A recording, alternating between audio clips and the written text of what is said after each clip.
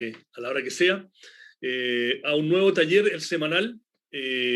Gracias a esta visión la hacemos gracias a Van Trust Capital, y el invitado nuestro hoy es para mí un lujo, Alberto Mayol, sociólogo y analista político, que se nos suma desde España, en Valencia, dijiste, ¿no, Alberto? Sí, estoy viviendo en Valencia.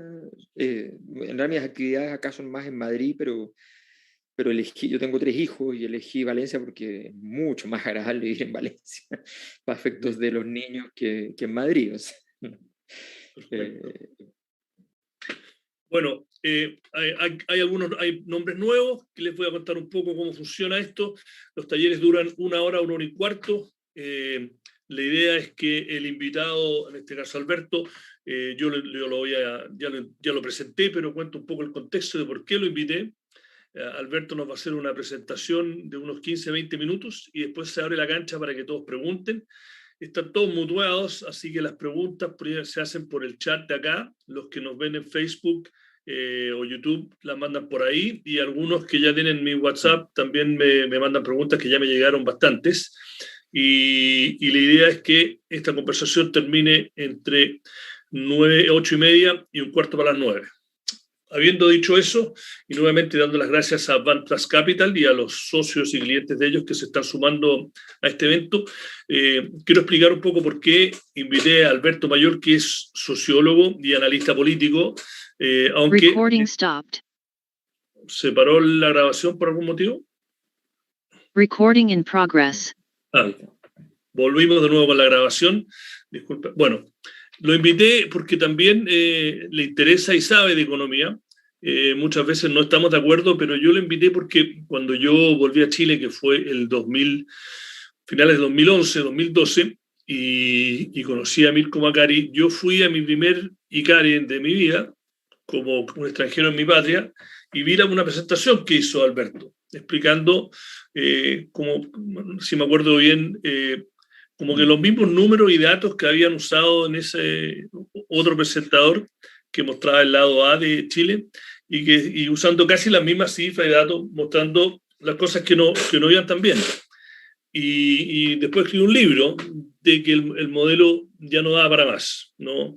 El derrumbe del modelo, y mucha gente lo criticó, y pasó el tiempo y no se derrumbaba, pero bueno, todos sabemos que está un proceso, si no sé la palabra derrumbe, está en un proceso de fin de ciclo, y estamos arrancando uno nuevo. Y Alberto tiene muchas ideas, visiones muy inteligentes, de las cuales, como digo yo, para ser transparente, no estoy de acuerdo con muchas, o con todas, o con algunas, pero todas me hacen pensar, y creo que lo importante es que nos salgamos de nuestras cajas, para usar el término gringo, y pensemos en una forma diferente. Así que, sin más allá, la cancha es tuya, Alberto, y cuéntanos un poco por qué estamos donde estamos y hacia dónde vamos. Gracias por tu invitación. Yo efectivamente además soy un lector de toda la semana del informe del semanal, que es muy relevante para mí. Y lo leo apenas lo mandas, que es tarde los domingos, ¿no? Así que, o temprano el lunes, no sé qué hora es normalmente, pero es tarde. Bueno, les quería, a propósito de lo que tú decías, quería partir contándote que mi observación sobre el caso chileno proviene de una matriz que es un poco distinta a lo habitual desde el punto de vista de las ciencias sociales, en el sentido de que yo no vengo propiamente de la ciencia política, estudié ciencia política, pero mi matriz de trabajo no viene de allí. Mi matriz de trabajo, además, no viene de los estudios de caso, de ser experto en Chile o en Argentina o en ciertos países, ¿no? Mi matriz tampoco proviene fundamentalmente de los estudios empíricos o las encuestas de opinión, que las hago y no hay ningún problema, pero mi matriz fundamental proviene de un trabajo que hice por muchos años y que sigo haciendo casi en sordina, que es tratar de entender los procesos culturales que sostienen los pilares de los procesos políticos, institucionales y económicos. Al final del día, al final, es cierto, pero al final del día, o al final de muchos días, lo que se mueve en la historia son grandes procesos civilizatorios, culturales. Entonces, a mí, yo he trabajado en ese registro. Y me pasó que me tocó hacer cosas muy distintas a eso, en todo caso, muchas veces. Cuando yo hice mis primeros estudios de posgrado, me dediqué a este tema, pero me lo financiaba con estudios de mercado, ¿no? Entonces, era un mundo que contrastaba, pero efectivamente me sirvió mucho para poder ir tratando de unir estas dimensiones macro con lo micro. Y cuento esto, ¿por qué? Porque cuando llego a la conclusión que se traduce en la conferencia que tuviste en ENADE, y lo que expuse en el derrumbe del modelo, cuando llego a esa conclusión, mira lo que voy a decir, yo me negaba en lo personal a estar de acuerdo con esa conclusión. Me costó, escribir el libro no me costó nada, pero ponerle el título, el derrumbe del modelo, me costó un montón. Porque yo decía, representa exactamente lo que estoy diciendo, pero yo no me sentía personalmente cómodo, porque efectivamente era una tesis muy osada, muy disonante, y que me costaba creer que lo que había hecho teórica y metodológicamente me condujera a esa conclusión. Pero me conducía a esa conclusión. Finalmente tomé la decisión de dejar de hacer cábalas y tomé la decisión de ponerle ese título. Bueno, ¿cuál era el pilar de eso? Y ese pilar sigue siendo importante en términos analíticos, a mi juicio. El pilar de eso era que todo proceso que tiene relevancia social tiene en algún nivel, la aceptación cultural, no necesariamente política, cultural de los dominados.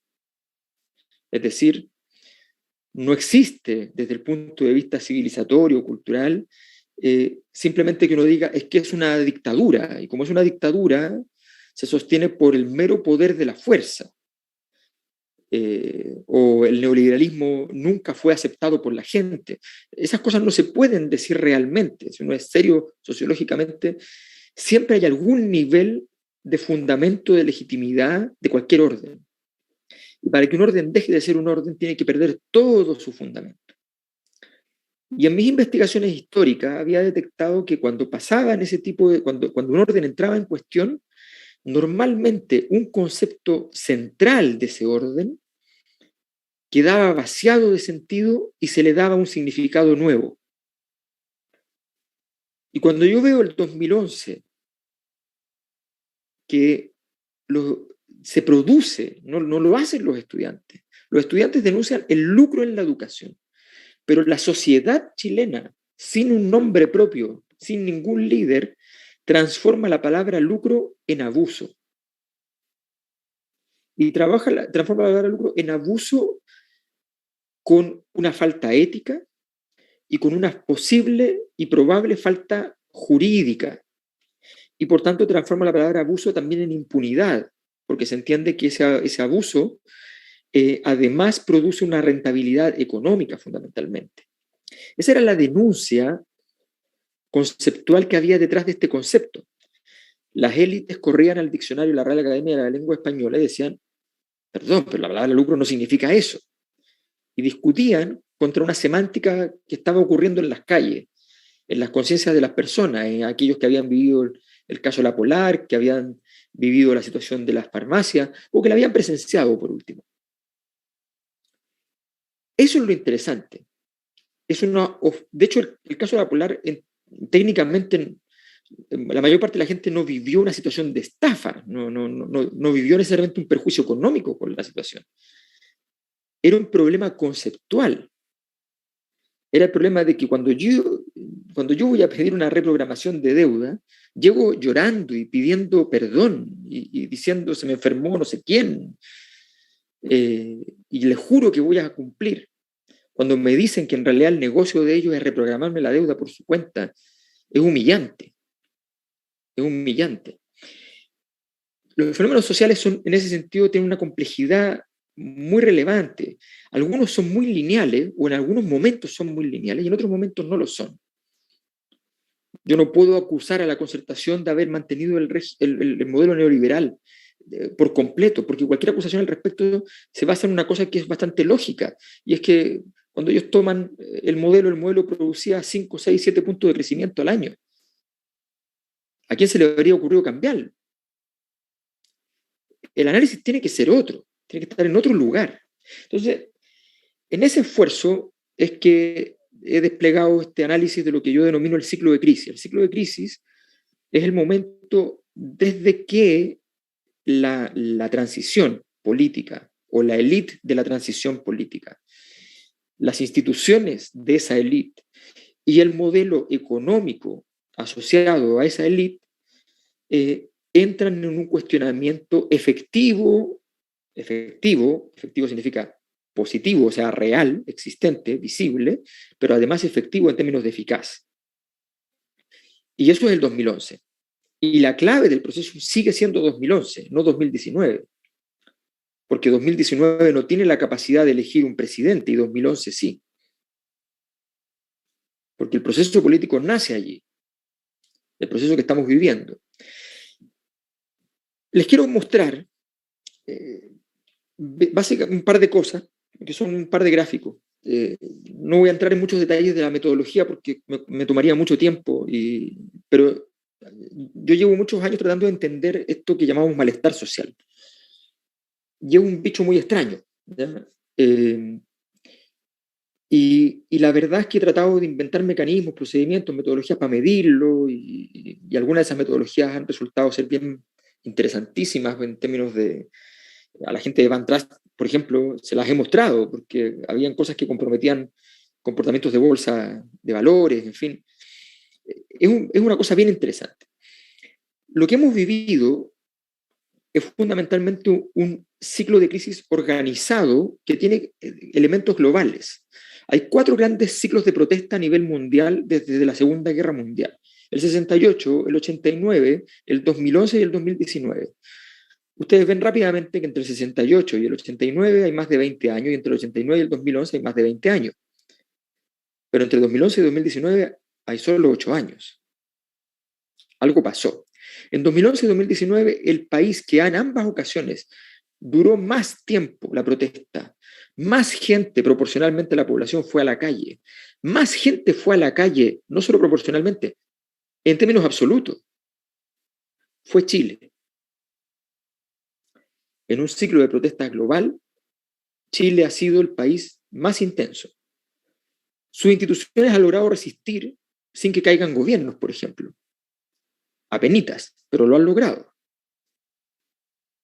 Pero esas instituciones ya están en un fusible bastante quemado. Voy a mostrar entonces lo que tengo para ustedes y que, insisto, pretende ser bastante breve, perdón. Digo que al ponerlo aquí, aquí está. Porque me parece que es parte de un ejercicio que puede resultarles de interés. Este ciclo de crisis, en algún momento yo quise medirlo como con un sismógrafo, ¿no? O sea, de medir la energía. Yo trabajo mucho el concepto en sociología de energía. Los sociólogos nos ponemos de acuerdo muy bien en lo que llamamos la estructura. Cuando uno dice, caractericemos el escenario, estamos más o menos de acuerdo quiénes son los actores, cómo es el escenario, cómo se mueve. Y cuando decimos, pero ¿qué tan relevante es esto que pasó? Ahí nos dividimos. Entonces uno dice, no, esto no tiene ninguna importancia, otros dicen, esto es la revolución mundial, y ahí queda la escoba, porque no tenemos, la sismología que tenemos está poco elaborada. Bueno, hace tiempo yo empecé a trabajar con un modelo de análisis de Big Data de prensa, pero procesada para análisis sociológico. Entonces, por ejemplo, les muestro este gráfico que resume entre el 2010 y el 2016. No lo tengo de ahí para adelante porque, para ser honesto, se me acabó la plata en ese momento para seguir haciéndolo y no pude conseguirla. Después fui candidato y me costó más todavía conseguir plata, así que se me hizo mucho más difícil. Si ustedes se fijan, en resumen, aquí hay 4 palabritas y su intensidad en la prensa chilena, que son crisis, reforma, modelo y marcha o protesta. Si ustedes ven aquí, empieza a subir más tempranito el concepto de marcha o protesta y le empieza a seguir el concepto de crisis. Poco tiempo después, el gobierno, en ese momento de Sebastián Piñera, 2011, empieza a hablar de reforma. Empieza a crecer el análisis, la presencia de un concepto más teórico que el concepto de modelo económico fundamentalmente se utilizaba, ¿no? Así empiezan a crecer. Cuando empiezan a bajar las protestas, empiezan a bajar también el concepto de crisis y el gobierno de entonces empieza a retirar el análisis de reforma y dice, mire, olvidémonos un poco de esto. En su momento, en 2011, había dicho incluso nacionalicemos las deudas del CAE, después llevémoslo todo al Banco del Estado. Nunca ocurrió finalmente eso. Bueno, después vuelve a subir. Y después viene un momento muy importante que es el aterrizaje en Chile, fines de marzo del 2013, de Michelle Bachelet para ser candidata presidencial con un proyecto de grandes reformas y con la incorporación de los líderes del movimiento estudiantil a su gobierno de alguna manera. Y eso significa una discusión sobre la reforma que se desancla, si ustedes ven, deja de correlacionar la reforma con la crisis, y la crisis empieza a estar plana. Esta es la única variable que podría mostrar en su favor el ministro Peñalillo, ¿no? De entonces. O sea, esto, desde el punto de vista estricto, esto fue un éxito. Se viene a hablar de reforma a niveles sobrehumanos y la crisis se mantiene tranquila y las marchas se mantienen tranquilas. Y la discusión del modelo, mucho más alta que en el pasado, se mantiene no tan tranquila. O sea, sigue creciendo y no baja como bajan las otras variables. Y después llega un momento a fin de año en que la cosa se desmantela cuando aparece el caso Penta, después el caso SQM y después el caso Cabal. Y ahí todo se va al carajo y vuelven a correlacionar reforma con las crisis, con las marchas, y entonces estructuralmente esto pierde posibilidad de solución. Lo interesante de esto es que yo empecé a ver cómo se relacionaba esto con variables que fueran distintas a las que se veían en la prensa, para que no fuera una entelequia. Y le puse esto, yo trabajo mucho con esto. Estos grafiquitos que están en barra refieren a la suma de la aprobación de todas las coaliciones vigentes en Chile, las coaliciones políticas. ¿Por qué la suma? Porque en realidad políticamente importa bien poco si existe esta coalición o le va mejor a esta otra. Lo que importa es que entre todas las coaliciones más o menos puedan gobernar. Una o la otra, o en coalición o como sea, pero que puedan gobernar. Si la gente en la suma de las coaliciones cree que en un 60% le da confianza a alguna coalición 30, a la otra otro 30, entre las dos hacen 60, bueno, el sistema queda en cierto orden, ¿no? Si la suma de las coaliciones llega a 30 puntos, significa que tienes un delta de ahí de 70 puntos en que no llegas.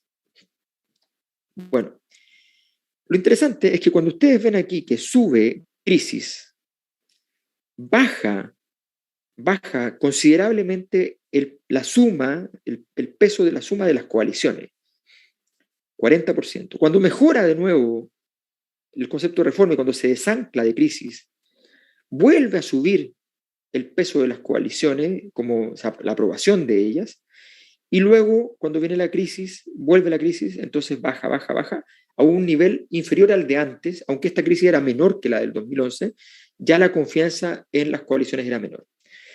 Quiero decir que este Big Data correlaciona con muchos elementos. No voy a entrar en detalle porque son largos y complejos, pero les quiero contar que, por ejemplo, esto me permitió analizar las evasiones. Las evasiones, la estadística de la evasión material, ¿ya? No la palabra evasión, la estadística material de la evasión por día comparada con estos conceptos de empresa por día y por 6 años. Y las correlaciones eran extraordinarias. Las correlaciones con crisis de la evasión, o sea, el día que la palabra crisis aparecía en el diario muy fuerte, la gente pagaba menos la micro. Entonces, había una cosa importante que yo la planteé en el Ministerio de Transporte, pedí reunión, fui a eventos de transporte y dije, la crisis de la evasión no es una crisis de que a la gente le falte el dinero, no es por eso que no están pagando. Aquí hay una crisis política larvada que se manifiesta en forma de evasión, en una forma anómica de reacción. Debo decir que a los ministerios de entonces no les importó en absoluto, y en el evento tampoco les importó a los expertos que estaban allí y a la gente que trabajaba con eso, en fin. La palabra modelo correlaciona 0,86 con los reclamos efectivos cursados en los servicios del sector salud, los reclamos de las personas. Correlaciona 0,6 con los reclamos en el municipio de Maipú, por poner un ejemplo. O sea, el mismo día que aparece la palabra modelo más discutida en prensa, la gente reclamaba más efectivamente en sus municipios, en sus servicios de salud. Aquí hay análisis de bolsa, no voy a entrar en detalle, solo contarles simplemente que SQM correlacionaba formidablemente con las crisis. O sea, cuando había más crisis, la acción de SQM bajaba mucho, porque SQM es una empresa muy política, muy politizada, y cuando bajaban las crisis subían las acciones les puedo decir que la evasión, miren esto, la evasión del Transantiago y las acciones y el precio de las acciones de SQM tienen una correlación de menos 78, menos 0,78, o sea, eran el fenómeno invertido, subía la evasión y bajaban las acciones de SQM, en fin, correlacionaba más la evasión del Transantiago con SQM que el IPSA, o sea, era sorprendente. Eso se llama malestar. Allí pasó una energía que se llama malestar social, que hizo subir variables por un lado, las hizo bajar por el otro. Bueno, les muestro esto ahora. Este proceso de... ¿Qué es esto que están viendo aquí? Este es el índice de no representación del sistema de partidos. De no representación. O sea, es el inverso, es la resta 100 menos la identificación con alguna coalición. Yo me identifico con alguna coalición, ok. Esa gente que se identifica con una coalición, ¿ya? Es el inverso de lo que mide esto. Los que no se identifican con ninguna son los que están aquí marcados. O sea, por ejemplo, aquí, en junio del año 2007, ¿ya? El 51-52% de la población no se identificaba con ninguna coalición. Ese era el estándar. Y esas personas entonces están marcando, a mi juicio, de acuerdo a lo que este indicador normalmente a mí me ha servido para utilizar, están marcando cuál es la capacidad de juego del sistema. Con ese nivel, en general, es relativamente administrable. Hacia abajo significa que el sistema político está siendo más exitoso en administrar. O sea, hacia abajo significa que la representación aumenta. Y hacia arriba aumenta la crisis. Cuando llega 2016, 2017, los niveles de crisis de representación son muy elevados. El sistema de partidos no está dando respuesta a los problemas planteados en la crisis del 2011. El 2017 nace el Frente Amplio e inmediatamente eso pega un cañonazo hacia abajo y abre una puerta de solución. Como desgraciadamente ocurre en Chile, de que no tenemos un sistema de medición establecido, sino que dependemos de empresas privadas para estas mediciones, se dejó de medir esto entre septiembre del 2017 y diciembre del 2019 en cualquiera de las encuestas habituales de entonces, el CEP, Adimark, en fin. Recién encontramos entonces una medición que más o menos sea equivalente en diciembre del 2019, ¿ya? Y empezamos a ver lo siguiente. Nos encontramos que todavía en diciembre del 2019, justo después del estallido, por supuesto, nos encontramos con un nivel de no representación, de sensación entonces de un sistema político ajeno, muy alta, ya con el Frente Amplio existiendo, no obstante. Y eso sigue hasta que llegamos a la elección. Al proceso electoral propiamente tal, al proceso electoral que tiene que ver con el plebiscito de entrada, que tiene que ver luego con la elección de constituyente y con la elección presidencial. Y en ese momento empieza la caja del sistema político empieza a alimentarse, se empieza a alimentar, Y vean esto, en 2021 se empieza a alimentar mucho. Finales del año 2021, con la primera vuelta y luego la segunda vuelta, se alimenta muchísimo, llegando a puntos no vistos desde el 2009. Mejor incluso. O sea, el mejor rendimiento, evidentemente, de toda la época de crisis, pero incluso compitiendo perfectamente con momentos anteriores, entre las distintas coaliciones y proyectos que surgen. O sea, esta dispersión de energía ha permitido también otorgarle una cierta, no digo estabilidad, porque esto está muy sísmico, ustedes ven, se movió muy rápido para acá, retrocedió, se movió de nuevo para acá, mejoró de nuevo, y ahora mismo va moviéndose hacia el otro lado. O sea, no podemos decir que esto está estabilizado, ¿ya? Pero ¿qué quiero decir con esto? Quiero decir, estamos viviendo en un proceso en el cual la legitimidad de nuestro orden está exigiendo entonces la generación de un nuevo acuerdo político. Un nuevo acuerdo político significa una nueva élite. En este contexto, por ejemplo, yo considero lo más grave que ha pasado a mi juicio es el fracaso de la Comisión de Sistema Político en la Constituyente. Más grave que las propuestas locas, más grave que cualquier cosa, es eso, porque la Constituyente es el lugar del parto, es el lugar del parto de nuestra nueva era. Y allí tiene que fraguarse, entre otras cosas, la configuración del pacto, proyecto intelectual y proyecto político de la nueva élite. Allí tendría que ocurrir. Y cuando vemos que la comisión que más falla, que no logra configurarse, es justo la comisión que tiene que ver con cómo yo transformo el proceso social en representable, que es la Comisión de Sistema Político, que en realidad debería llamarse de régimen político en sentido estricto, esa comisión, entonces, al fallar ella, significa que no han logrado hacer el punto uno. Han logrado llegar al poder, pero todavía no han logrado configurar un acuerdo político de fuerzas políticas y de proyecto político que configure una respuesta política a la crisis.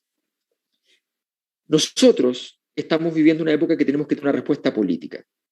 La derecha se ha aferrado a la tesis de volver al pasado y eso no es una respuesta política, es un error. Pero desgraciadamente la derecha en términos intelectuales está prácticamente acéfala y no tiene la capacidad de construir un proyecto político nuevo. Solo puede repetir en versión comedia lo que se decía antes. Y la izquierda, teniendo un potencial intelectual mucho mayor en términos de, objetivamente, de académicos, en fin, que podrían hacer algo al respecto, no se ha hecho tampoco un proyecto político. Hay un conjunto de propuestas, un conjunto de ideas, un popurrí de cosas, pero no hay un proyecto político. Entonces estamos un poco atrapados en la confusión.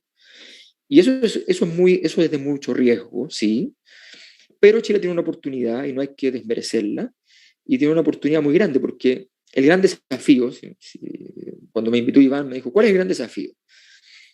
Y en mi opinión, el gran desafío es el desafío de toda la historia de la humanidad. Todas las cosas que han funcionado en la humanidad han significado cuadrar el círculo. Cuadrar el círculo significa armonizar los contrarios. La música que nosotros escuchamos es la síntesis entre la música armónica y la música melódica, que son diferentes, y se juntan en un mismo ensamblaje. En todas las artes son los contrarios los que han producido los mejores rendimientos. En todas las ciencias han sido los contrarios los que han producido. La ciencia nuestra está basada en la síntesis entre el racionalismo, que odiaba la empiria, y el empirismo, que odiaba el racionalismo. Siempre es así. Para decirlo de alguna manera, si Chile quiere realmente dar un salto al desarrollo, tenía que pasar por esta noche oscura, ¿no? Por esta dificultad, donde otorgarle sentido a los 30 años, al mismo tiempo que encontrarle la razón a los impugnadores. O sea, esto funciona si cuando terminemos este proceso miramos para atrás y decimos, La verdad es que los 30 años sirvieron para producir una transformación importante que nos permite estructuralmente, sosteniblemente, tener una sociedad con ingresos medios altos y con calidad de vida al mismo tiempo, y con igualdad al mismo tiempo, con niveles de igualdad mucho más aceptables. Si eso ocurre, evidentemente habrá valido la pena y se habrá cuadrado el círculo, porque no nos va a importar si los 30 años eran buenos, malos o más o menos, porque todo tuvo sentido. Si no tiene sentido, efectivamente vamos a estar en problemas, porque ahí el malestar social no se va a detener, porque nosotros estamos jugando en el límite del malestar social, ya lo vimos en el 2019, y el malestar social es fundamentalmente pérdida de sentido. Eso es lo que estalla, por eso estalla así, sin líderes, sin nada, sin orgánica, y eso es lo que tenemos que entonces ser capaces de remediar. Iván. Alberto, nos volaste la cabeza, gracias. Estoy choqueado porque hay pocas preguntas, normalmente se llena, yo pensé, pero capaz que todos estaban mesmerizados por tu presentación y tu análisis. Yo entonces voy a hacer la primera pregunta. Y tengo mi respuesta, pero me interesa saber la tuya, no, por supuesto. Yo soy uno que dice que la política, una de las tantas definiciones de la política es para mejorarle la vida a la gente. Y históricamente eso significaba que tuviesen más plata, mejores casas, mejor educación, mejor colegio, una mejor vida. Pero bueno, el mundo está cambiando y cómo define uno eso no es solamente materialmente. Pero están denostados 30 años bajo cualquier métrica que use el Banco Mundial, que use el Fondo Monetario, que use incluso la Naciones Unidas, el PNUD, han sido los años más exitosos desde el punto de vista macroeconómico en la historia de Chile, acceso al agua, acceso a la educación, pero ese malestar que tú empezaste a notar y explicaste acá en las razones, existió. Yo me fui de Chile a los 17 años, venía relativamente seguido, pero cuando volví a finales de 2011 y empecé a trabajar a principios del 2012, era hasta cierto punto un extranjero en mi propio país, y a mí me parecía muy obvio que el modelo se estaba agotando, que había sido muy exitoso, pero que había que hacerle ajustes, y ajustes importantes. Mi pregunta a ti es por qué, a pesar de ese mejoras materiales, eso que decía a veces Carlos Peña, habla de esta nueva sociedad consumista, individualista, etc., por qué, a pesar de todo eso, existía este malestar, y B, por qué la élite política y empresarial de centro izquierda, centro derecha, entre comillas, no lo vio venir, o si lo vio venir no le importó, o si le importó no supo qué hacer? A ver, mira, si uno mira, hay variables que se miden poco, pero se miden en Chile. Se miraba mucho la CACEN, se miraba mucho los datos macroeconómicos, pero se miraba poco la encuesta de presupuestos familiares. La encuesta de presupuestos familiares, que no mide deuda, escuchen bien lo que estoy diciendo, que no mide deuda, hasta el percentil 78, de acuerdo al ingreso de las personas y lo que la gente declaraba que gastaba ítem por ítem, es una encuesta muy completa, donde la gente tiene que ir llenando una ficha de lo que va gastando día por día, o sea, es una cosa muy, muy bien hecha. Hasta el percentil 78, desde el más pobre hasta el percentil 78, o sea, ya entrando en la clase media alta, todas esas personas estaban con déficit mensual en su hogar. Y no estoy contando la deuda, porque no la puede medir, porque hay una serie de problemas metodológicos para medir. O sea, ¿qué pasa cuando tú tienes un Estado que tiene superávit con hogares que tienen déficit?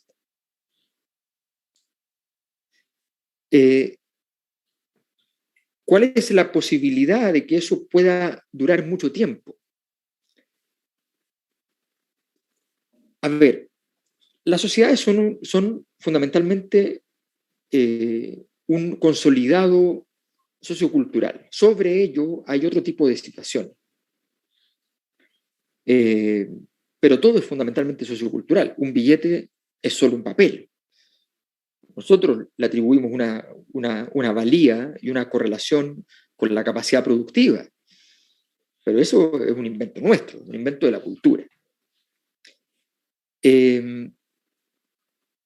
Fíjate que todas las sociedades en la historia, todas, absolutamente todas, de la tribu para adelante, tenían mecanismos de legitimación que controlaran el factor que se entendía como el más complejo de administrar siempre, que era la desigualdad. A quién le iba bien y a quién le iba mal. En antropología 1, cuando cualquier persona le hace un curso de antropología, en ese primer curso le van a enseñar una cosa que se llama el potlatch, que es un rito de los indígenas norteamericanos, fundamentalmente Canadá y el norte de Estados Unidos, por la zona pacífica.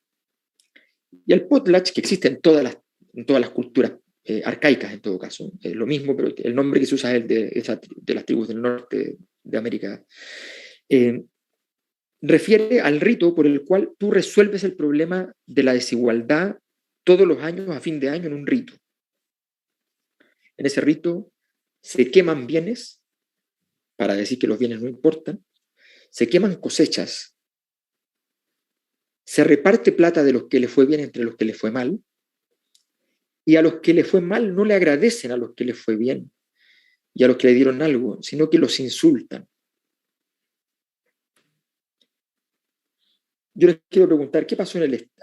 y las cosas que rompen o destruyen, las queman. Los bienes materiales, que son... o sea, el impuesto, se cobra un impuesto, y ese impuesto, una parte se quema y la otra parte se distribuye. Yo les quiero preguntar qué fue el estallido social. Y es un potlatch sin rito, descontrolado. Entonces, esto es muy profundo. O sea, el funcionamiento de un cierto tipo de acelerador de partículas del libre mercado es un funcionamiento que genera situaciones disruptivas socialmente. Yo puedo tener mi opinión política, pero estoy haciendo un análisis sociológico. Yo insistí mucho en esto cuando fui a ENADE. Traté de usar pocos adjetivos porque no quería que se entendiera. O sea, este es un problema real. Entonces, creo que lo importante es entender que aquí la desigualdad no es simplemente un puntaje. Es un fenómeno súper simple. Somos socios en la sociedad. Digámoslo económicamente, somos socios. ¿Qué pasa si hay un grupo en la sociedad que crece al 30% anual, otro grupo que crece al 3,5%, otro grupo que crece al 1%, y hay un grupo que decrece? Hay un problema de pacto, evidentemente, de pacto societal, digamos. Entonces, eso es lo importante. Lo importante es que la sensación de que se note este triunfo de la sociedad chilena, este acceso. Es cierto que hubo muchos mecanismos de acceso, pero esos mecanismos de acceso estaban basados en deuda, y la experiencia de la deuda fue una experiencia terrible. Yo, como les decía, trabajé mucho en el sector privado haciendo estudios para grandes empresas, y la verdad es que el fenómeno de la deuda era un fenómeno interesantísimo y de una complejidad enorme. No es tan simple como que la gente está agobiada, es una cosa mucho más compleja. Fui jefe de investigación del Banco del Estado. Tenía que analizar y medir la deuda de todos los oferentes y analizarla sociológicamente también. O sea, hay un punto allí que creo que vale la pena, sobre el cual vale la pena detenerse a reflexionar, y efectivamente esos 30 años fueron muy exitosos, pero desgastaron las estructuras culturales históricas de Chile, que eran más de derecha incluso, pero las desgastaron, y eran un pilar donde se sostenía en gran medida la institucionalidad. Desgastaron la credibilidad del sistema político, que era una cosa importante en Chile. Desgastaron la credibilidad del mundo empresarial en ese proceso, que había llegado a ser muy, muy respetado y muy admirado. O sea, yo tenía entrevistados gente normal, muy pobre, que decía en el año 2006, 2007, yo me siento Sebastián Piñera. soy empresario. ¿Usted cuánto usted gana al mes? No, yo gano menos que el mínimo, esto es real, ¿eh? Pero yo soy igual que él. Esa identificación no tenía que ver con la cantidad de plata, tenía que ver con la sensación de cómo se iba a comportar en el futuro y cómo le iba a ir, con una expectativa, con una esperanza. Ese proyecto se desdibujó y terminó horadándose, y cuando no hubo respuesta política a la horadación, vino el estallido. También gran respuesta. Yo voy a hacer un solo comentario, después ahora sí se llenó de preguntas por acá y por otros. Que el tema de la deuda efectivamente es un tema complejo, pero hay una que es importante. Si tú ves todos los países que queremos nosotros imitar, o vemos Nueva Zelanda, Canadá, los países nórdicos, todos tienen alto nivel de deuda. Porque cuando hay deuda hay confianza, porque uno tiene confianza al sistema financiero que tú vas a pagar, o los inversionistas tienen confianza en que el país va a poder pagar la deuda. Y en Chile, a pesar de todo lo que dice Alberto, pero la data es que el 74 de cada 100 pesos de la deuda en Chile es en un crédito hipotecario, que es una casa. Ahora, si uno se endeuda para llegar a fin de mes, es complejo, pero es para otro tema. Solo quería aclarar ese punto, que como dice Alberto, el tema de la deuda es un tema, estaba en todos los estudios que se hicieron acerca de este malestar, pero que no es tan blanco y negro que tener deuda es malo, es como viene. Vamos a las preguntas. Mira, disculpa, un apunte súper corto. Yo, como investigué mucho el tema de la deuda en el banco, determiné, por ejemplo, a qué comunas les hacía mal la deuda y a qué comunas les hacía bien. Hicimos todo un modelo. Y había muchísimas comunas a las que le hacía muy bien la deuda.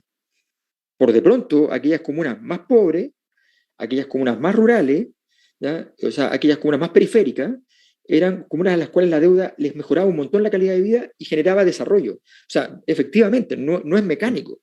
Lo que es interesante es justamente entender esos procesos también. Mira, voy a ir por otro al principio, que lo tocaste en tu presentación, a mí también me pareció interesante. Alejo pregunta si realmente lo importante es la gobernabilidad del bloque total. ¿Qué importancia tienen los partidos políticos o las definiciones políticas? A ver, los partidos políticos son la sala de máquinas.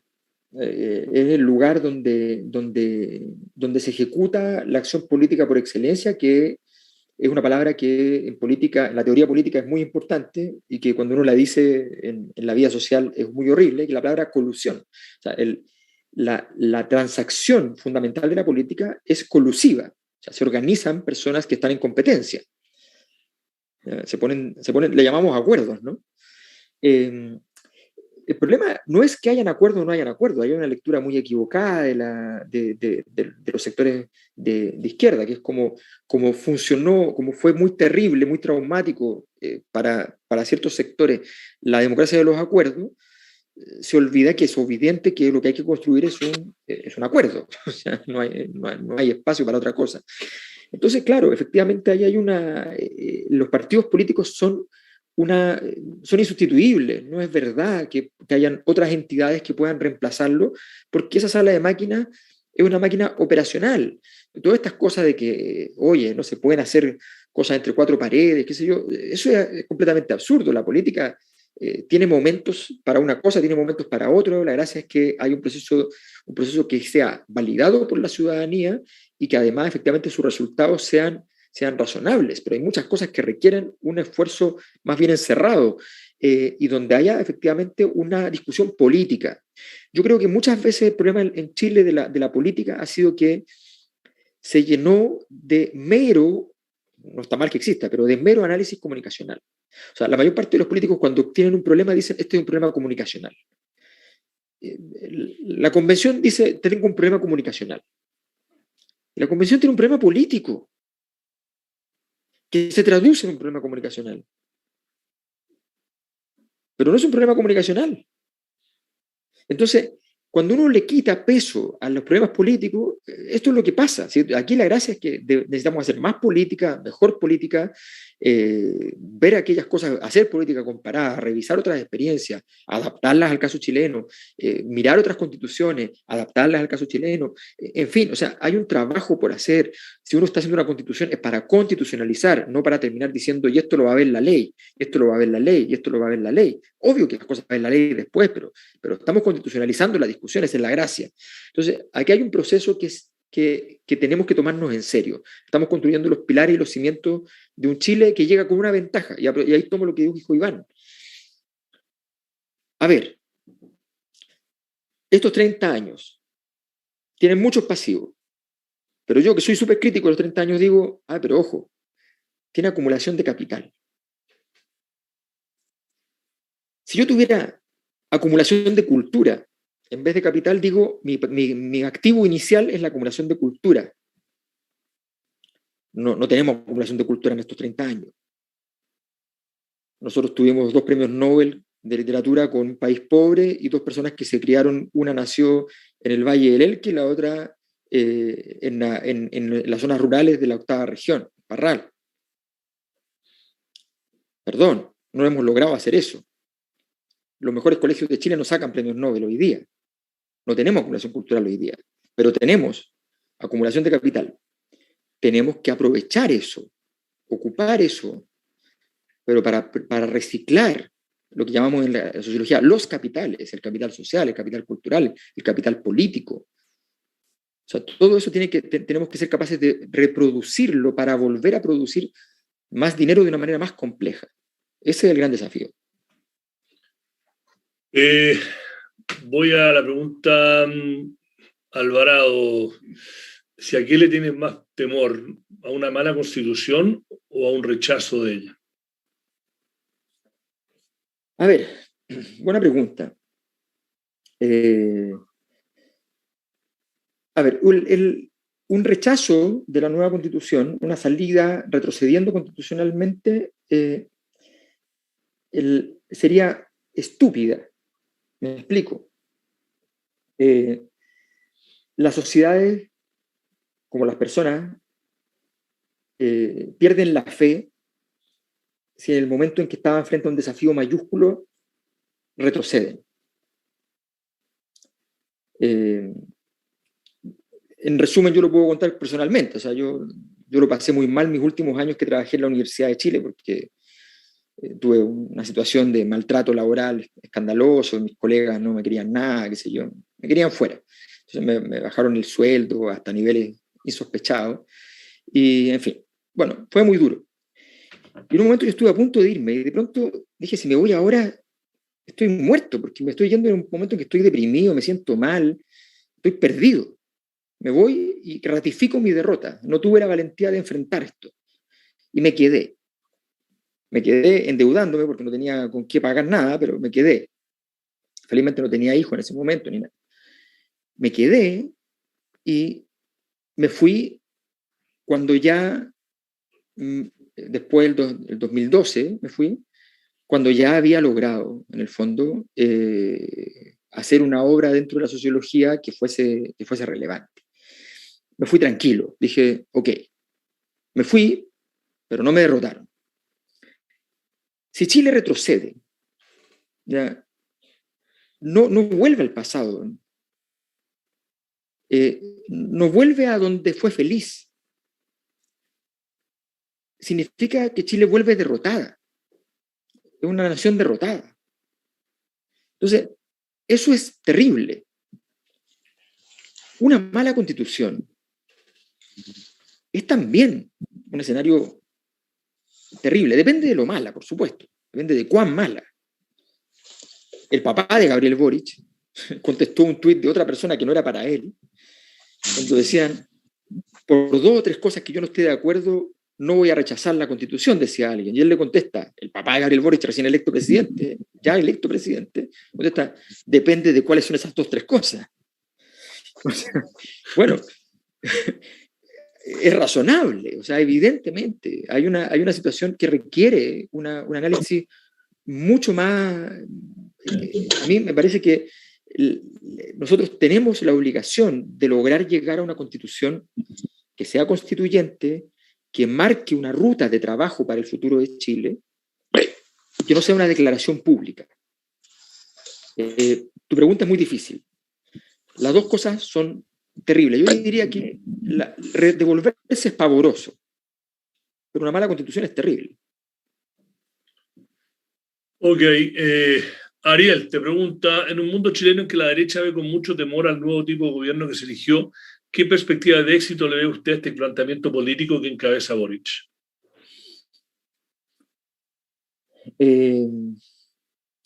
A ver, hay hartas premisas que son difíciles de establecer para poder contestar eso. ¿Tiene la derecha la capacidad hoy día de enredarle mucho el gobierno a Boric? Bueno, tiene muchos votos en el Congreso, tiene muchas variables duras, efectivamente. Pero cuando Gabriel Boric meta en agenda ciertas cosas, no va a tener mucho espacio esa derecha, porque no tiene respuesta política, no tiene un proyecto que decir. Esta es una derecha que se acostumbró a decir lo siguiente. Tú le decías, la derecha le decía, usted que es de izquierda, ¿qué proyecto es el suyo? ¿Es Venezuela? ¿Es Cuba? ¿Es qué? Y la gente de izquierda quedaba ahí tratando de barruntar una respuesta. Y cuando la gente de izquierda le contestaba, le decía, pero dígame usted, ¿cuál es su modelo? Y la gente de derecha te abría la puerta o la ventana y te decía, ese que está ahí, ese me gusta, así como está. Entonces era muy exitoso eso, porque tú mostrabas la realidad, y la realidad te permitía respirar. Bueno, hoy día no es así. Hoy día no puedes mostrar la realidad, tienes que tener un proyecto. Entonces, no es fácil para la derecha decir que no a todas las cosas. Y su pulsión es decirle que no a todo. O sea, si la derecha fuera inteligente, por decirlo así, la aprueba en medio segundo el nuevo sueldo mínimo a Boric y le pone problemas después. Voy a decirlo así, la primera encuesta de la Fundación Futuro de Sebastián Piñera sobre el gobierno de Michelle Bachelet decía que Bachelet la hizo marcar más que las otras encuestas. El gobierno salió a felicitarse a sí mismo por el resultado de la encuesta de la Fundación Futuro. Y listo, ya la encuesta existía. O sea, aquí hay un gran dilema. Que le vaya mal a Boric, este es un momento muy malo para que un gobierno le vaya mal. O sea, para Chile es muy malo. Necesitamos que esto sea construcción de cimientos. Y ese es el gran desafío. Y eso es lo que deberíamos estar trabajando. Del momento en que la derecha tomó la decisión, en el primer plebiscito, de girar y llevar a casi toda la derecha al rechazo, cometió un error histórico. Se salió del proceso. Y hoy día está atrasada. Aunque haya sacado 45 o 7 millones de votos, está atrasada, está fuera de tiempo. Entonces, yo no sé cuántos tienen la capacidad de realmente trabar a Boric. El problema de Boric es, por decirlo así, el propio proyecto. Es que llegas todavía sin haber redactado, construido, elaborado un proyecto de sociedad, economía, cultura, ciencia, en fin. ¿Dónde está el corazón? Ese es el principal problema. Y esa es la razón por la cual puede tener problemas, a mi juicio. No creo que sea realmente la derecha la que pueda hacer mucho, por más allá de la imaginación que tienen ellos mismos y que tienen en el gobierno también. Creo que eso un poco respondió a la pregunta que hace Gisela Hernández. Me va a saltar a una Carolina Pávez. ¿Qué sería lo peor que puede pasar si Boric no cumple con el mínimo que ofreció en su campaña? Sabemos que con la inflación que hay no se lograrán muchas cosas y los perjudicados serán siempre los mismos, solo basta con los triunfos ideológicos. Y acá yo le meto una parte mía a esa pregunta, así aprovecho, es que, y lo he escrito en las últimas semanas, es que, y creo que el expresidente Mujica se lo advirtió a Boric en algún momento antes de tomar el mando, es que uno de los grandes desafíos para este gobierno, y creo que en privado a lo mejor tú lo sabes, es que no quieren chocar la calecita, que es un dicho argentino que es el progresismo en América Latina siempre ha caído porque han arruinado la economía y después desemboca en un autoritarismo o un populismo, y ha sido como el talón de Aquiles de los movimientos progresistas de los últimos 50, 60 años en América Latina. Y entiendo yo que la pregunta de Carolina va un poco por ahí también. ¿Cómo hacer con todas estas demandas sociales, con una economía que no es la mejor para enfrentarla y con un contexto global diferente? ¿Cómo cuadrar ese círculo? Bueno, sí, ¿cómo cuadrar ese círculo? A ver, ¿por qué? Preguntémonos al revés. ¿Por qué si Chile ha crecido tanto, la plata no alcanza para todas las necesidades? Porque los modelos de gasto deben ser sustentables en términos de los ingresos, por supuesto. Pero cuando uno piensa que los países tienen que tener los ingresos por acá y los gastos por allá, comete un error. Estados Unidos gasta mucho en armamento, ¿no? Pero el complejo militar industrial vende un montón de plata en tecnología, produce su propia plata. Entonces, el punto de fondo está en lo que llamamos modelo, en lo que entendemos como un modelo, como un diseño de cómo se generan recursos, cómo se crean los recursos, cómo se distribuyen los recursos, cómo se gastan los recursos. Y los recursos son de muy diversos tipos. Yo tengo la impresión de que efectivamente, Mujica es un gran ejemplo en ese sentido, efectivamente, él entendió que había que gozar de cierto pragmatismo. ¿Cuál es el riesgo de Gabriel Boric? El riesgo de Gabriel Boric es en lo que él es excelente. Me explico. Hay dos grandes errores que puede cometer un político. Olvidarse de lo que hace bien y hacer otra cosa, o enamorarse de lo que hace bien y solo hacer eso. Gabriel Boric es un animal del ritual político.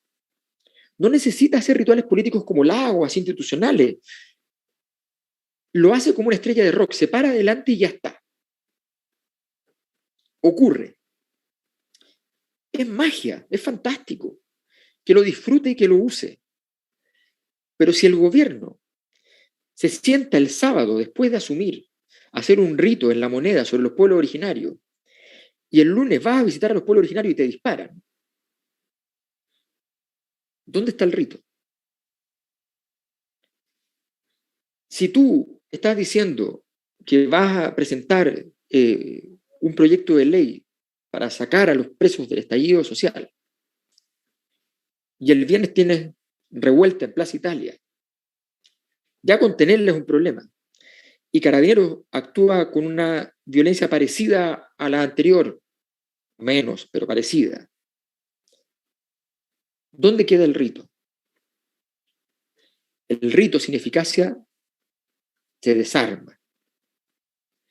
Entonces, el rito, o sea, de momento, la jugada comunicacional de poner a Marcel no puede ser una jugada comunicacional. Tendría que ser una matriz de proyecto. No puede ser un rito, Marcel. Tiene que ser algo más. Vamos a enterarnos en las próximas semanas o meses qué tan profundo es ese vínculo entre el proyecto de Frente Amplio de Gabriel Boric con ese nombre, con ese significado. El gran riesgo entonces está allí, está en que esto sea, y el riesgo de la convención, es el mismo riesgo, que sea de momento la convención avanza a pasos agigantados a convertirse en un gran rito, y solo en un gran rito, y eventualmente en un texto que ni siquiera pueda ser utilizable mucho de él como constitución. Eso es un riesgo real, un riesgo técnico. Cualquier abogado constitucionalista va a decir, ojo, ¿dónde está lo constitucional de este texto constitucional? Pregunta, bueno, ahí como que te la deja picando la pregunta que hace Cecilia. ¿Qué sería para ti una mala constitución? Una constitución no constituyente, una constitución que en el fondo declare, haga una declaración pública, señale genéricamente principios jurídicos y no establezca... A ver, las constituciones son una cosa... Hacen varias cosas, pero la más importante que hacen es que dice quién manda. Lo dice muy elegantemente, pero dice quién manda y cómo se manda. ¿Y eso qué significa? Significa cosas muy desagradables como cómo se hacen los nombramientos, o sea, ese tipo de cosas son las más importantes. Entonces, y entonces es allí donde hay que fijarse. Esta idea del ministro principal, ¿ya? Y es como incomprensible de dónde salió. O sea, he visto muchas cosas portalianas en mi vida, pero que el ministro sea más importante que el presidente es lo más portaliano que he visto en mi vida. Porque es la historia de Portales. O sea, entonces es como incomprensible, porque ¿por qué habría de ocurrir que nosotros que estamos en un momento de ilegitimidad política tan grande, inventemos un régimen en el cual resulta que cuando le pasamos la pelota a un presidente, el presidente se la pasa a otra persona que nomina después y no sabemos de dónde salió? Y esa persona lleva para adelante el proyecto político. Es rarísimo. Entonces, el problema es el carácter constituyente de la Constitución. Para mí ese es el gran factor que la va a hacer relevante e interesante o no relevante. Obviamente, si constitucionaliza cosas que me parece que son gravísimas y terribles, bueno, es también un problema, pero de verdad lo primero es que sea constituyente. Raúl Candia pregunta, tú siempre hablas de una eventual reacción conservadora que impide el proceso de transformación. ¿Cuál sería el principal factor que podría incidir en ello? A ver, siendo bien sociólogo y no haciendo en absoluto, dejando la política en un 0%, diría lo siguiente. ¿Cuál es el problema de una reacción conservadora? Que los pilares conceptuales del conservadurismo político en Chile están perdidos. ¿Quién los destruyó? El proyecto de eso que llamamos en la izquierda neoliberalismo, que en la derecha se suele conocer como cultura del emprendimiento, en fin, me da lo mismo. La nueva forma de hacer derecha en Chile desde los años 80 en adelante carcomió, desgastó los cimientos de la derecha oligárquica del siglo XIX, hacendal, que viene del campo y que se transformó en la ciudad, en fin. Si uno lo quiere representar en una figura, Agustín Edwards, él personalmente, promueve un modelo económico que perjudicaba a su propia familia en términos históricos. Agustín Edwards sale por el modelo económico que él promueve, hay que decirle chapó porque él estaba pensando ideológicamente, políticamente y no pensando en su propia conveniencia. Él sale de estar entre los más ricos de Chile gracias al modelo económico que él promueve. Porque ese nuevo modelo económico horada por completo las estructuras fundamentales del pasado y sobre todo las estructuras culturales del pasado. Y esa cultura nueva es la que va a horadar además las instituciones del pasado, y por eso Chile entra en crisis institucional. Entonces, una reacción conservadora tiene muchos defectos para mí, políticamente hablando, pero sociológicamente tiene un gran defecto. No tiene de dónde pararse. Los cimientos sobre los cuales podría haberse parado fueron destruidos por su propia alianza, entre comillas, entre la derecha hacendal y la derecha empresarial, ¿no? Esas dos derechas, la oligarquía y la burguesía, se juntaron en la síntesis que se produjo en dictadura, y en la Constitución del 80 hay una síntesis entre la teoría religiosa de Guzmán, antimercado y libre mercado, hay una síntesis. Esa síntesis política, histórica, horadó al conservadurismo y por tanto no tiene posibilidad de existencia. De lo que queda de esa síntesis, lo único que quedó de esa síntesis, lo único que quedó es la industria del vino, que es ambas cosas. Pregunta, resumiendo para apurarnos porque nos queda poco tiempo, pero vamos a alargarnos un poquito porque muchas horas explotaron las preguntas y me parecen algunas son re interesantes. Ricardo Saquel pregunta, Alberto, para disminuir la resumo. ¿Debería haber una política para reindustrializar el país que genere mejores puestos de trabajo y por ende no que sea como una herramienta para disminuir la desigualdad? Bueno, te la dejo, yo tengo una respuesta. Sí. Pero... No, yo creo que lo más importante, o sea, ¿Qué es lo que uno dice cuando dice, hay que aumentar el presupuesto de ciencia? Bueno, lo está diciendo varias cosas distintas, hay que ser específico. Una de esas cosas es cuál va a ser el rol de la ciencia en la capacidad productiva. Hay investigaciones que señalan que al año hay 600 patentes internacionales hechas a partir de artículos científicos escritos por chilenos. O sea, artículos científicos escritos por chilenos que no redundaron en patentes chilenas, que redundaron en patentes de otros países. O sea, tenemos una desconexión entre ese conocimiento experto y la capacidad productiva, eso es evidente. ¿Por qué habríamos de decir, bueno, está bien que pase eso, no pasa nada? No, está mal que pase eso, evidentemente. Está bien que pase que otra gente también ocupe otros conocimientos porque es normal. Y es así hoy día. Pero no está bien que nosotros no estemos atentos a ese tipo de procesos. Está bien, miren la pregunta que les hago. Hoy día la gran negociación a nivel internacional es la negociación sobre el futuro digital, sobre la Internet, a nivel global, satelital fundamentalmente. Esa es la gran discusión. A las reuniones sobre ese tema, que duran un mes para poder negociar tratados internacionales al respecto, Estados Unidos lleva 300 personas, China lleva 280 personas.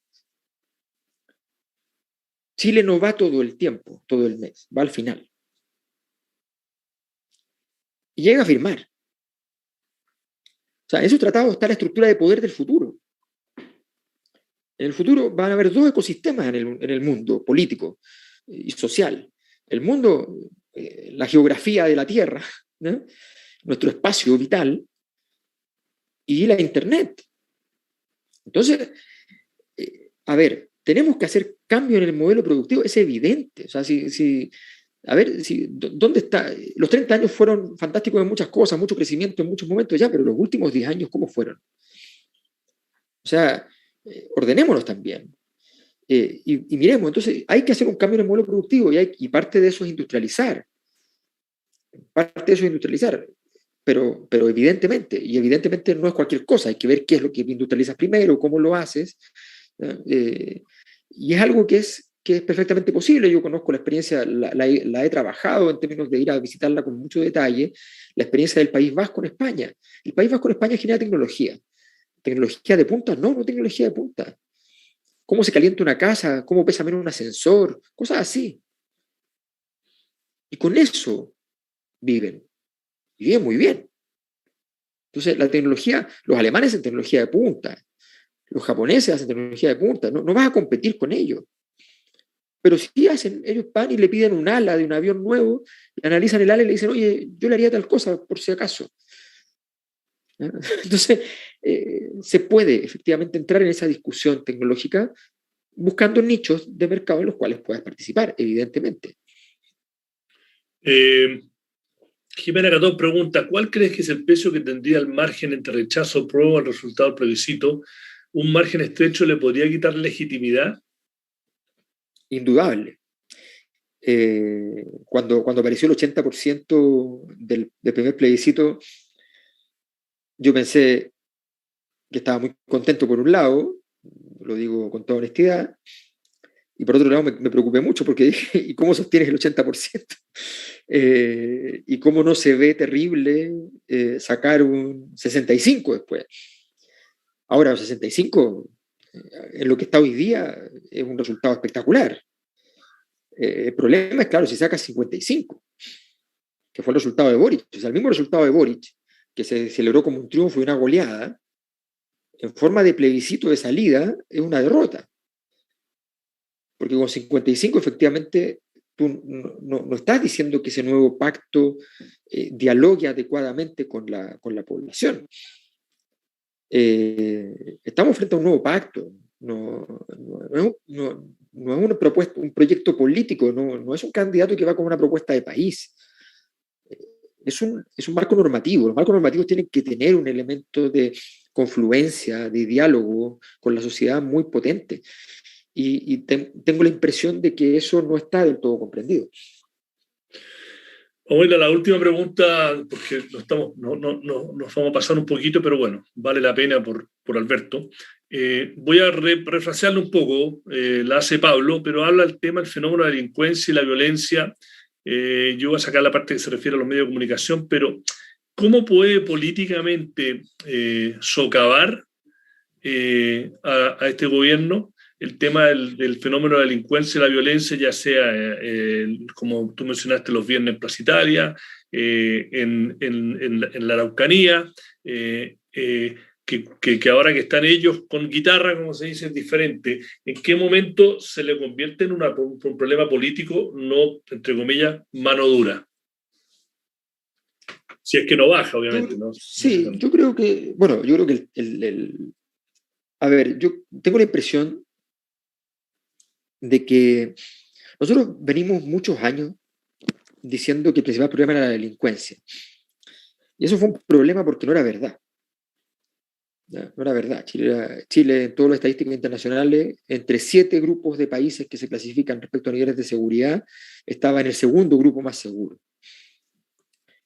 Pero bueno, estuvimos hablando de delincuencia no sé cuántos años. Bueno, yo creo que el problema hoy día efectivamente es más complejo, pero el principal problema tiene que ver con 2 cosas. La calidad de la información que se maneja sobre los temas de seguridad. Las oficinas de inteligencia, la calidad de las oficinas de inteligencia, la calidad de las oficinas de carabineros, la cantidad de recursos dispuestos a eso, no me refiero a las personas. Yo no sé, cuando dice la calidad de tal cosa, no está hablando de que las personas que están ahí no se van a hacerlo, estamos hablando de que uno pretende que la oficina de inteligencia de una institución logre comprender el problema del narcotráfico en una zona del país, el problema de la Araucanía. O sea, yo me pregunto, cuando yo llego al Ministerio del Interior, a mí no hay un informe esperándome del ministro anterior, de los ministros anteriores, un conjunto de informes que me los pasen un par de semanas antes, que las lea la gente de mi equipo y me digan, oiga, ¿sabe que el diagnóstico es que el problema real en la Araucanía, en términos políticos, no es el problema social, no es la pobreza, que es el problema social, efectivamente, sino que es el secesionismo, la perspectiva de que hay quienes piensan que efectivamente eso tiene que separarse. Yo no puedo viajar a la Araucanía y volver enterándome de que hay secesión. Algo me falló la información. No lo digo por este gobierno. A los gobiernos anteriores les falló la información. Operación Huracán, le falló la información. A Piñera en el estallido le falló la información. Piñera estuvo obsesionado por encontrar a los cubanos, venezolanos o rusos que le habían hecho eso.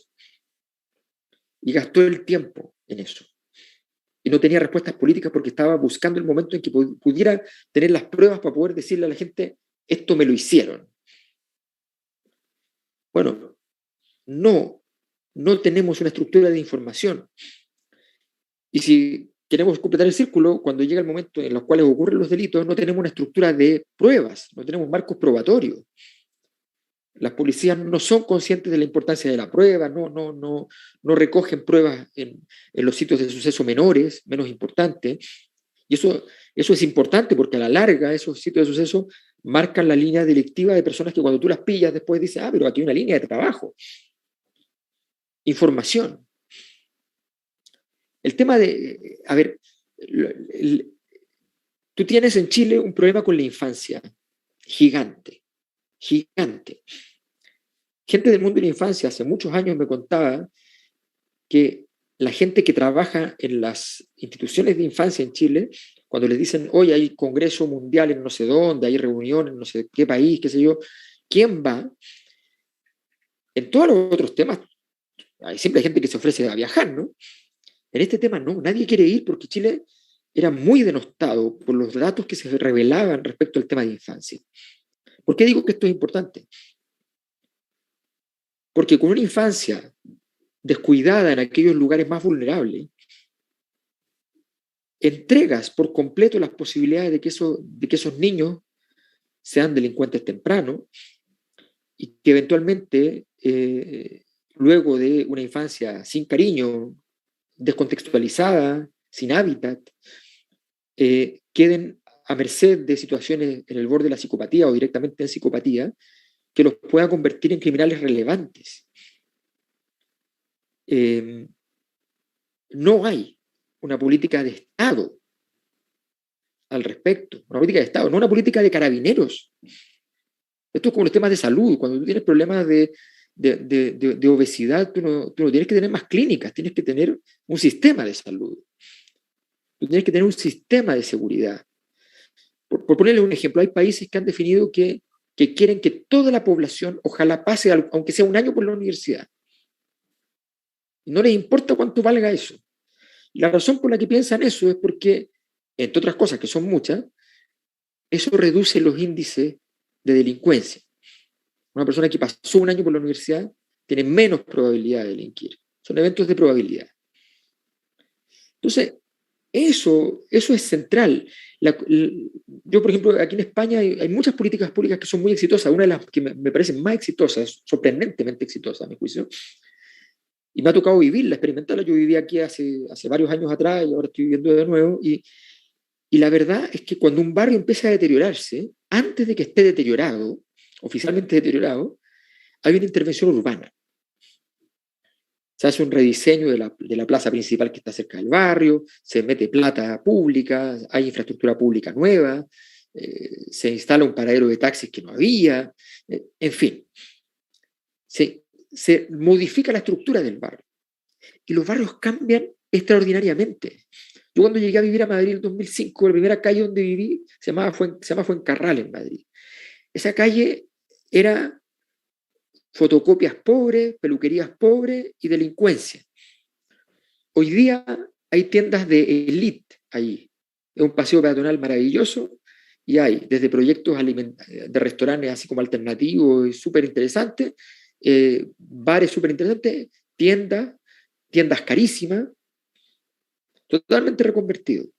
De todo. No digo que hay tiendas carísimas solamente. Hay tiendas carísimas, tiendas normales, ¿ya? Con onda, gente que vive, gente, viejitos, jóvenes, de todo. Está reconfigurado el barrio. El lugar donde yo vivía en Madrid, años después, era una plaza de yonkis, ¿no? De drogadictos. Bueno, hace poco tiempo atrás tuve que tomar un taxi en Madrid, estaba de visita, tenía que tomar un taxi urgente, empiezo a buscar un taxi, tomo un taxi, me subo y paso por un lugar y digo, esta plaza no la conocía yo. ¿Qué barrio es este? Y de repente me di cuenta, dando la vuelta a la manzana de la plaza, que era donde yo vivía. Estaba el edificio donde yo vivía ahí. No lo reconocí. Y había cambiado sorprendentemente el barrio. Esas políticas que intervienen, esas son políticas de seguridad también. Entonces, esto es mucho más integral. Yo creo que el problema de la seguridad sí puede ser un dolor de cabeza, pero fundamentalmente porque al mismo tiempo que hacer cosas efectivas y efectistas también, o sea, está bien, que si son efectistas y son efectivas está perfecto, no hay ningún problema. Esa señal política es muy importante. Hoy día hay un fenómeno que es el más importante en mi juicio de la inseguridad. Cuando yo era chico, en dictadura, no era verdad que había poca delincuencia. Yo soy de la cisterna y les puedo decir que no había poca delincuencia. No es verdad eso. Y en las poblaciones al lado de mi casa, era muy normal que si un asaltante se daba cuenta que estaba asaltando un profesor de colegio, dijera, perdón, profesor, no, ¿cómo se le ocurre? No, váyase, tranquilo, o sea, no hay problema. A las educadoras de párvulos con su uniforme no las asaltaban. Ese delincuente no quería que su hijo fuese delincuente. Los problemas culturales son más importantes y más caros que los problemas económicos y políticos. Los delincuentes hoy día reivindican su cultura de delincuencia. Ese problema es más complicado, mucho más complicado, y eso de intervención no es plata ni es mano dura. Incluye plata y puede incluir mano dura, pero no es eso. Oye, tenemos que empezar a cerrar. La verdad que muchos temas, trato de abordarlos todos dentro de cierta gama. pero los talleres no son seminarios y la idea es que ustedes sigan viniendo y no digan que lateros estuvieron 1 hora y media hablando de cosas que me aburrieron. Yo creo que esto no fue el caso. Yo voy a hacer un comentario y ojalá que Alberto lo comente, reaccione. Yo soy uno que dice que el principal problema de Chile, y tú lo tocaste tácitamente, el principal problema de estos 30 años no necesariamente la desigualdad económica, porque el mito de Chile no es ni el más desigual del mundo, ni en los 10 más desigual del mundo, ni siquiera el más desigual de América Latina. Pero la desigualdad social en Chile, uno que vivió afuera, es tremenda. Y eso no se arregla con plata. Y el ejemplo que da Alberto, yo lo he conversado con gente de la élite, y yo le he dicho, mira, en Nueva York o en España, si de repente un barrio de mierda, por hablar castellano, se convierte porque vienen arquitectos y vienen diseñadores, y de repente lo que sería, por ejemplo, el barrio Italia en Santiago, que sí ha tenido un pequeño boom, pero el equivalente no se pone choro y la fábrica, la gente, entre comillas, rica, o de los decir, se va a vivir ahí, porque socialmente se convierte en algo y eso revitaliza y mezcla gente. En Chile no tenemos eso. Y lo mismo digo de un escenario que yo conozco más, que es el mercado financiero. Creo que está cambiando, pero muy lentamente. Tú, si vas a un banco de inversión como Goldman Sachs, que es probablemente el más influyente del mundo, de Occidente, sin lugar a dudas, y tú tienes una persona que fue a los mejores colegios de Boston y colegio privado y fue a Harvard, y tú tienes otra persona de Alabama que a lo mejor es afroamericano o a lo mejor es un blanco que habla mal y se viste mal, pero por inteligencia y beca llegó y también estudió en una buena universidad, y esa persona, mujer o hombre, es seca como operador de mesa. Goldman Sachs ni pestañea en darle la pega a la persona de Alabama si esa persona es mejor, porque le va a hacer ganar plata y al gringo no le va a importar. En Chile, en los bancos de inversión, y cambia, creo que la llegada de los brasileños ha hecho que cambie mucho. Si una persona de provincia que no habla bien y no se viste igual de bien, no le van a dar la pega o le va a ser mucho más difícil. Y esa desigualdad es social. Y eso, lamentablemente, ahora no se arregla con plata. Y no sé cómo sale, es cultural. Y es un comentario medio pregunta y es lo último porque en mi taller y se lo tiro a Alberto, que Alberto reaccione. Mira, absolutamente. O sea, absolutamente. La desigualdad es un fenómeno integral y ya sea que tú lo hagas con denostación o lo hagas con un exceso de respeto que también involucra una distancia, están demostrando esa diferencia. Por ejemplo, esta fiebre que dio en los últimos años de hacer escenas de eso que llamamos en Chile rotear, es probablemente el resultado de que cierto sector de la élite siente que efectivamente eso se va a terminar por acabar, que eso le quedan los días contados y hay que hacer los últimos roteos antes de que se termine este placer, ¿no? de tratar a otro como un inferior. Aquí en la esquina de mi casa hay un café que conducen, que ya somos amigos, nuestros hijos son amigos, son 2 hondureños, una pareja de hondureños. Y resulta que ellos son amigos de nosotros y de toda la gente del barrio, y este es un barrio que hay muchas oficinas de grandes empresas, de grandes corporaciones, grandes abogados, médicos, en fin, y son súper amigos. Hay exministros acá y qué sé yo, o sea, y son muy cercanos y saben la vida de todos, y la relación es muy horizontal. Y tú estás tomando en la cafetería, están en una mesa los maestros de la construcción, que es verdad, en la mañana toman desayuno ahí los maestros de la construcción, al lado están unos abogados súper importantes discutiendo, al lado están los inmobiliarios negociando cifras siderales de inversiones inmobiliarias en el mismo café. O sea, efectivamente eso es así, y es un patrimonio que lo significa la gente.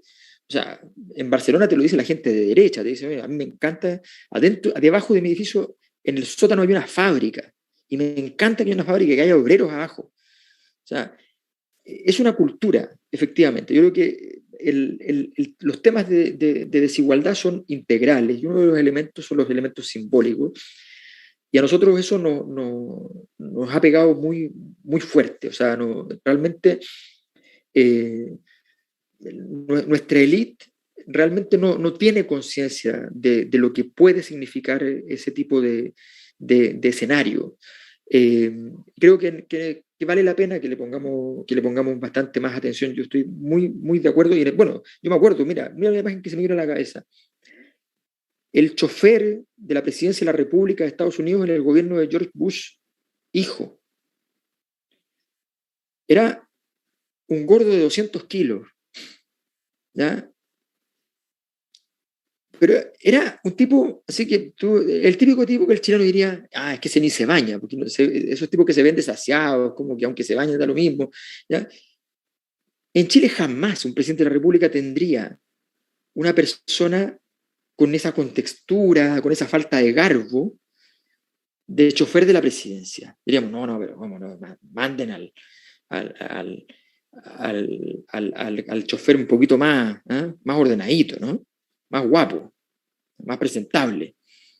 Eso no pasa, efectivamente. Yo creo que es un aprendizaje muy valioso que tenemos que ser capaces de comprender. Yo creo que en todo caso, efectivamente, es algo que vamos a comprender por las buenas o por las malas. No solo nacionalmente, internacionalmente, me refiero. Ya. Oye, este es por lejos el taller más largo. Creo que valió la pena. Lo mantuvimos despierto porque es tarde y Alberto, como dijo, tiene hijos y no son tan grandes. Así que le quiero dar muchas gracias a Alberto Mayol por haber participado. Yo siempre he sido una persona que me hace pensar y para mí esos son los valiosos. Alberto, muchas gracias. Gracias a todo a el resto de ustedes que estuvieron en YouTube y que estuvieron acá directamente y los que lo van a ver en la grabación, esta comunidad del semanal, también les quiero dar muchas gracias. Le quiero dar muchas gracias a Avantas Capital por apoyar esto y será hasta la próxima. Quedaron preguntas afuera, lo sé, pero no podemos estar toda la noche, podríamos haber estado. Así que gracias a todos, gracias Alberto. Gracias. Bueno. Recording stopped.